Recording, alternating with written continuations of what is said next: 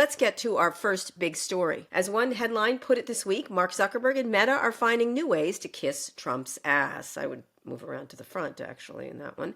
That followed Zuckerberg announcing on Tuesday that Meta is ending its fact-checking program, essentially. Meta's platforms will instead use community notes systems similar to X that will apparently, quote, reduce censorship. Rules on hate speech are being loosened. If you look at what they've done, it's an astonishing thing, the things they've taken out. And Meta's content moderation team will be moved from California to Texas, where there's less concern about bias, because Texas people have no bias. I've never seen it ever.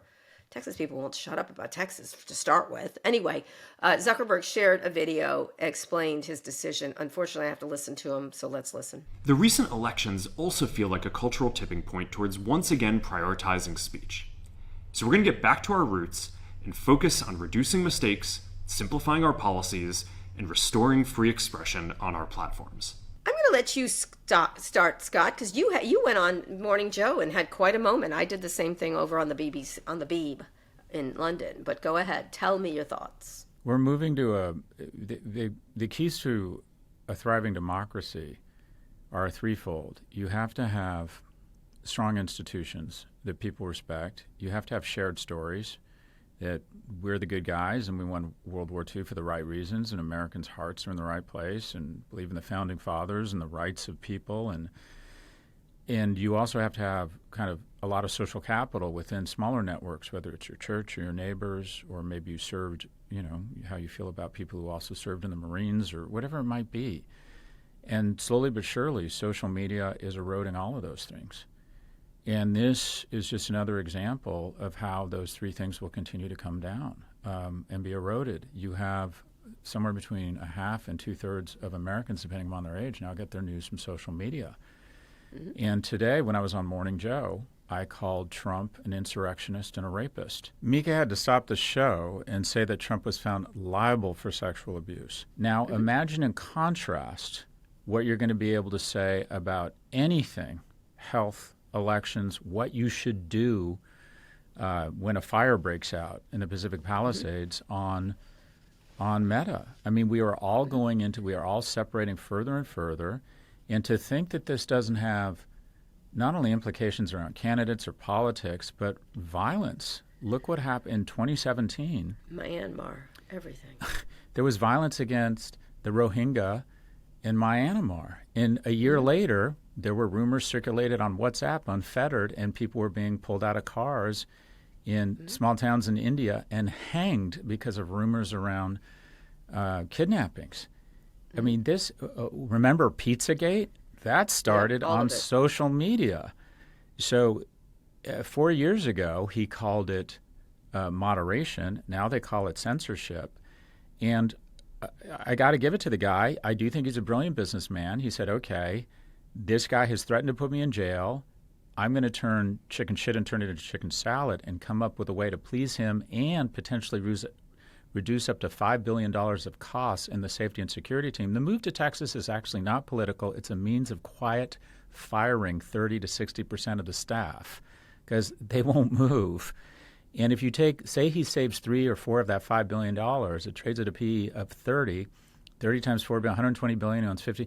He just made another $18 billion while managing to kiss Mark Zuckerberg's ass. And no, Donald Trump's ass. I'm sorry, excuse me. While managing to kiss even more.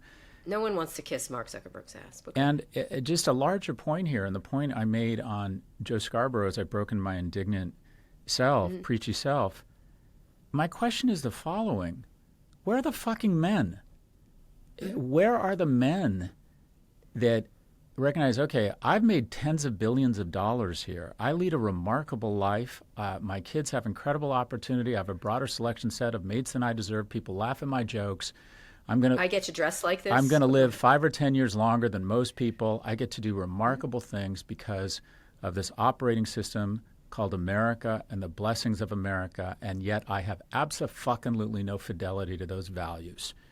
None. What is the point of having this much money and this much power if you have to bend the knee to a kleptocrat. But it's more than that. Let me do my little rant now, because it's more than just bending the knee. Of course, he's doing it in his self-interest and his business interest, which is always, someone was like, I think it was on Piers Morgan. He's like, are you surprised? I'm like, no, this is what he's like. This is what I've told you he's like. I wrote a piece in the New York Times where I was like, this guy is the most dangerous person on the planet.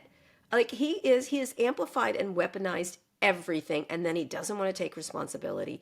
Let me tell you, I've talked to a lot of people inside Facebook and Meta. They are sick to their stomach, Mark, just so you know. I know Joel Kaplan is kissing your ass to get the job that he got, but let me just be clear. So many people called me this past week. The first person who was this first PR person was like, we got to get off Threads now. Like, I've had so many calls. Sick to their stomach seems to do it. And they should be sick to their stomach, because you are a sad and shameless weather vane. In 4 more years, if the Democrats take over, you're going to shift again, because that's what you do. You have no values whatsoever. And I thought Will Ramus did a great piece in the Washington Post, in all places, where he goes, Mark Zuckerberg cited a cultural tipping point to justify dumping fact checks and relaxing hate speech rules. Meta ending fact checks in the U.S. made headlines, but the real ballgame here is a broader repudiation of the idea that a company is responsible for bad stuff on its platform. As Zuckerberg puts it, bad stuff. Mark, you don't bad stuff. What he thinks he's going to like stub a toe? These people, you put people in danger. The company never really wanted that responsibility, and Trump's election allows them to shrug it off. And they never wanted to. That's the thing is, first of all, these fact-checking systems do make mistakes. So does Community Notes. So does AI. But you have to if you want to build your fucking social media network, you need to have all of them at work. And to impugn these fact checkers, by the way, they have conservative fact checkers. They're not all libtards, Mark. Sorry, they're from conservative publications. If you want to do that, you need fact checkers that make mistakes, and then you correct them. You need AI. You need Community Notes to wholly embrace what they're doing at Twitter on top of it with X is repulsive. Mark, he hates you. Just so you know, they laugh at you behind your back. In front of your back, they laugh at you. And the fact that he switches his tune. I've had conversations where he says, Kara, AI was going to do this someday. Kara, community is going to do this. Kara, moderation is going to do this. I don't believe a word coming out of your mouth anymore. Honestly, you say mendacious fuck all the time, Scott, and I got to tell you, it's exactly what's happening here. Now, secondly, when he put UFC CEO and Trump crony Dana White on the board, that also upset people inside the company. And they tamped down the criticism on internal Facebook boards among employees, because this guy was caught on a videotape hitting his wife. His wife hit him, but I spent years talking to my sons about never hitting a woman, no matter what. If she hits you, I don't care, right? These are the people he's bringing onto the board of Meta right now, because he happens to like doing MMA. And by the way, Mark, the reason all those MMA fighters hang with you is because you're rich. They don't think you're that good. It's great to hang out with a rich person, and I'm glad you're doing it. I'm hoping you're having fun. But the whole thing couldn't get worse, except for what Amazon did about giving Melania $40 million. No, that wasn't even as bad. And when these guardrails are removed, it is going to be disastrous for people. Scott, take over on your indignancy, please. Well, I feel a need to just fact check myself and disclose that on the international markets around Meta, I do believe they're going to maintain some fact checking and safety and security, because I do recognize that there's real danger overseas for people. I mean, this has so many negative ramifications, one of which being that News Corp, when they say Smartmatic and Dominion have been weaponized in an election, and they knew that was not true and decided to put it out anyways or promote it because they knew it would tickle the senses of their viewers. And then Dominion says, you have defamed us because this has hurt our business and you knew you were lying. And the courts say, yes, this qualifies as defamation. You have to pay them $774 million. And then Iger's worried about a suit from the president, retribution from the president, and ABC has to pay. The companies that are now having to spend a ton of money on moderation and are chilled and scared and have to stop an interview with me because I call someone a rapist instead of a sexual abuser, folks, be careful, slow your roll. Everyone from News Corps, from the Wall Street Journal to the BBC to Wikipedia to the Washington Post, they're all shrinking and going away.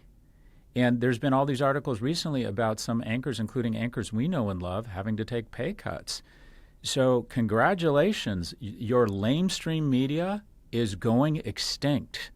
And you're going to have to get all of your news from social media, which is a fucking food fight around whichever algorithm grabs the most novel, i.e. conspiracy, i.e. false narrative to punch out there. I mean, these traditional media outlets do play an important role, and they are having their windpipes are being crushed right now.